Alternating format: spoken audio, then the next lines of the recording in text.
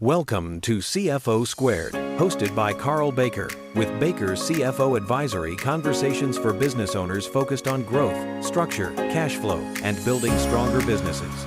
Today's episode starts now. Timing and when the cash is available, etc. But you have put a system in place using staffing and using policies and procedures to effectively manage this little component of your business, which is paying vendors. And all of that applies to the flip side as well, revenue collection. But the point is, administrative tasks will help you leverage your time better. Obviously, the impact we've talked about, freeing up your time, reduces the daily sense of being overwhelmed, getting buried with email, those things. So some of that is perhaps self-evident. Number 2 is a second hire, sales or customer success. And I'll just tell you the third is marketing. And somebody might say, well, we should hire for marketing first and then sales. Just depends on where your life cycle is. Where are you? Is your phone already ringing off the hook? Do you already have a following and you're just needing to manage this process better? Well, then the second hire can be in this sales process. This person could handle lead follow-up, lead management, client communication, closing support, proposal development. You could have templates for those sort of things. The impact of this is hopefully more conversions. Now we have growth that you would not have had if you were managing all of this still and having bottleneck issues. No missed opportunities, more predictable revenue. You'll start to see trends. You can step back and actually look at the trends instead of answering email and answering proposals. As this line says at the bottom, many businesses, especially if they're past the initial startup phase and they've started to build a following, businesses don't necessarily lack lead, they lack follow-up. This isn't a sales training per se, but you know it, I know it. It is hard chasing prospective customers, chasing people. And it does take more follow-up than we really want to admit. And somebody has to do that.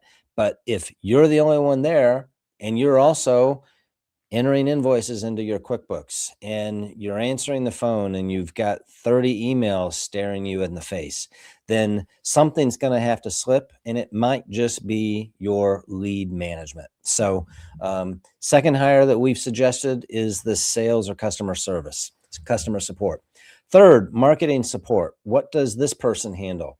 Social media and content to help with fostering the pipeline for, I use a phrase, setting up that lead generation vacuum cleaner such that your brand is sucking clientele, customers, prospective customers into the front door, metaphorically or in reality.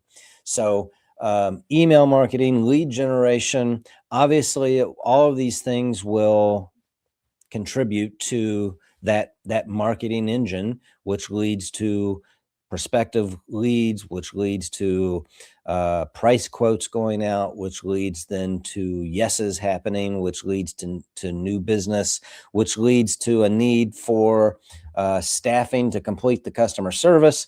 All of these things come from having an effective process here. If you're doing it all, you're going to be limited because we've been talking about these other things that also have to happen. So as you're leveraging, you're building this pyramid that will help you scale your business, and you'll start to spend your time in a different way. I've alluded to it earlier, and I'll mention it now. When should you hire each role? Well, I have 2 responses to that. Number 1 is now. When should I hire? Now. If you are a business owner and you have aspirations for growth, I think the sooner you get accustomed to this leveraging, the better it will be for you. So hire somebody now. Find something that you can do, and we're going to talk about that. But find a way to start this process of leveraging. If you need to take baby steps, do it, but do it now. The other answer I would say is when you have that question, pop in your mind? When should you hire each role? Well, how much pain are you experiencing in these various areas? Think about as you navigate through all these tasks, put them into buckets. I use the EOS organization chart, the entrepreneurial operating system, to articulate that. You have the visionary, operations below that. You have customer service, finance, sales, marketing, and I think that's it. Finance, HR, hiring. That's the other one. So you've got all these different components to the business, and you might be doing them all right now, but you're wearing different hats. You might be in the finance hat one moment. You might be in the customer service hat one moment. You might be in the sales hat, but you're navigating through these different buckets. So think about the different buckets.